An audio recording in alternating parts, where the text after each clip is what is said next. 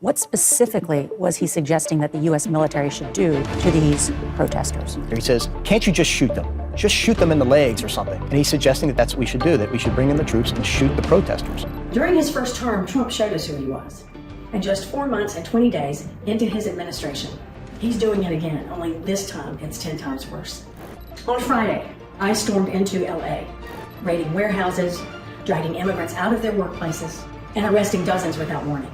There were no warrants. There's no transparency, only intimidation and fear. That night, LA took to the streets to protest. They were peaceful, determined, and unified. But Trump doesn't de-escalate. In fact, he retaliates.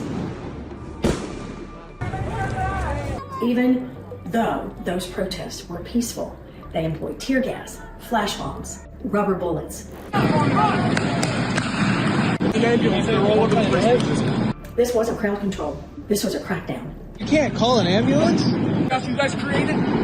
What happened? There's an emergency response. You shot her in the head, and they want to leave her here. Hey, be a good citizen and take the Yo, you should. Don't you supposed to here to protect and serve? Because Trump doesn't serve the country. He uses it. And while families were left in the dark, Fourth grader from Torrance behind bars tonight being held by ICE after going to an immigration hearing with his father. And lawyers were locked out. Immigrants were detained with no access to food or medications or water. Some of you are going to say, but they're criminals. And maybe some of them did come into this country illegally. But they are serving in this country, they're working in this country, and they are living in this country legally. Because you see, ICE worked in tandem with local enforcement before to try to root out the true criminals. But no. That is not what Trump wants you to believe. Now he's ordered 2,000 National Guard into Los Angeles County against the wishes of the governor and the mayor and all local officials. Come on, no one can negotiate with him. I mean, no one can. I've gone out of great lengths to try to work with this guy. You can't work with him.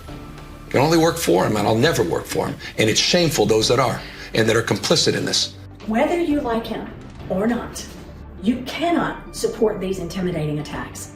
Trump isn't trying to keep anyone safe. He's proving he can target immigrants, override local leaders. Community in the midst of chaos during the protests. This is new video showing restaurant workers helping sheriff's deputies in Compton. You can see some of the deputies sitting in the booths as workers help to flush their eyes, likely after getting hit with tear gas. And sent in the troops, just like he wanted to years ago. That's not a big man. That's not a leader. That is a bully. This is Behind the Curtain, IMO. Thank you for being here.